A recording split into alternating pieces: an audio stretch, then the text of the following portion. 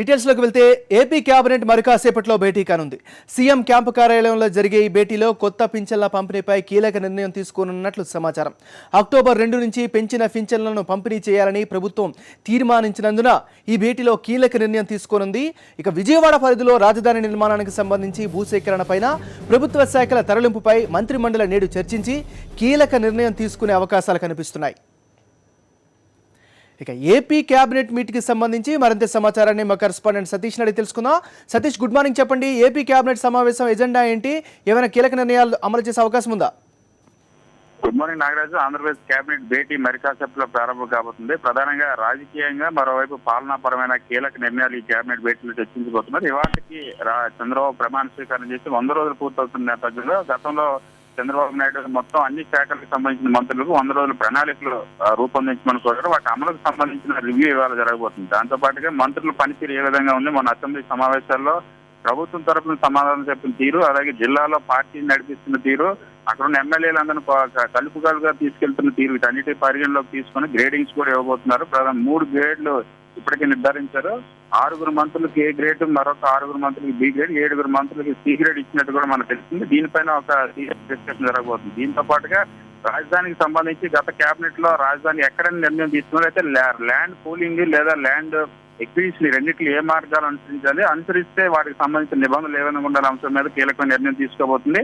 ఈ కేబినెట్ భేటీ తర్వాత భూసేకరణకు సంబంధించి కేబినెట్ సబ్ కమిటీ కూడా ఫీల్డ్ లోకి వెళ్ళబోతుంది. విజయవాడ, గుంటూరు పరిసర ప్రాంతాలకు వెళ్లి భూసేకరణ చేయబోతుంది. నేను దాంతోపాటు అక్టోబర్ 2 నుండి 3 ప్రధాన పథకాలను ప్రారంభించాలనుకుంటుంది. ఒకటి అన్నా క్యాంటీన్ లో, రెండోది ఎన్టీఆర్ సుజల సేవంతి, పింఛన్ల పెంపు పథకం. ఈ 3 పథకాలకు సంబంధించి ఒక ఫైనల్ నిర్ణయం తీసుకుని ఎప్పటి నుండి అమలు చేస్తాం, ఎంత నిధులు అవుతాయన్న ఒక క్లారిటీ ఈ కేబినెట్ లో రాబోతుంది.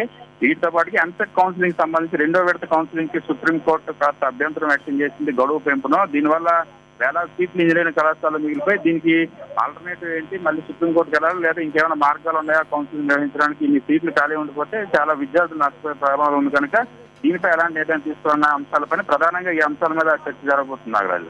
అయితే సతీష్, ఇంకో విషయం చెప్పండి. 4 నెలలు గడుస్తున్నప్పటికీ కూడా ఏ విషయంలో కూడా క్లారిటీ లేదు అనేది ప్రజల నుంచి చాలా తీవ్రమైనటువంటి నిరసన వ్యక్తమైన పరిస్థితి కనిపిస్తుంది. దీని అంతటికి సర్ది చేసే విధంగా ఏమైనా నిర్ణయాలు ఉండే అవకాశం ఉందా? దీనిపైన క్లారిటీ ఇచ్చే అవకాశం ఉందా? ఖచ్చితంగా ఇప్పటికే నిన్ననే ఒక నోట్ కూడా సిద్ధం చేయడం జరిగింది. సీఎం కార్యాలయం పూర్తిగా 100 రోజుల్లో 100 కోట్ల నిర్ణయాలు అని చెప్పి ఏదైతే 24 గంటల పవర్, అదేవిధంగా గ్రిడ్లు, మిషన్ అప్రోచ్, ఈ అన్ని అంశాలపైన మరొకసారి ఇప్పటికే పలు కేబినెట్ లో సీఎం మంత్రులందరికీ కూడా వాటికి సంబంధించిన యాక్షన్ ప్లాన్ వివరించారు. ఇవాళ కూడా అదే వివరించబోతున్నారు. అయితే రుణమాఫీ అనేది డ్వాక్రా రుణాలు కానీ రైతు రుణాలు కానీ ఇప్పటివరకు ఒక రూపాయి కూడా మాఫీ చేయలేదని ఒక విమర్శలు ఇంతవరకు ప్రతిపక్ష పార్టీలన్నీ కూడా గట్టిగా నిలదీస్తున్న సందర్భంలో వాటిని ఎలా ఓవర్టేక్ చేయాలి, వాటిని కప్పిపుచ్చుకోవడానికి ఎంతో కొంత ముందుగా ఈ కేబినెట్ లో వనరుల సమీకరణ పైన కూడా చర్చ జరగబోతుంది. ముందుగా కొంత అమౌంట్ ని ఏదైతే రుణమాఫీకి సంబంధించి ఒక 6,000 కోట్లు ప్రస్తుతానికి సిద్ధంగా ఉంది, ఇంకొక 4,000 కోట్లు కలిపి 10,000 కోట్లు ఇవ్వాలి, లేదా ఒక మొదటి విడతలో ఒక 50,000 రూపాయల వరకు ప్రతి రైతుకి చెల్లించాలని ఒక ప్రతిపాదన పైన డిస్కషన్ జరగబోతుంది. అది జరిగిన తర్వాత మిగిలిన డబ్బులు లేట్ గా చెల్లించడానికి ఆంధ్రప్రదేశ్ లోటు బడ్జెట్ ఉంది, రెవెన్యూ లోటు ఉంది, దివాలా తీర్చిందని ఒక ప్రచారం చేయడానికి కూడా మంత్రులు ఏ విధంగా వ్యవహరించాలనే అంశం పైన కూడా సీఎం దిశానిర్దేశం చేయబోతున్నారు.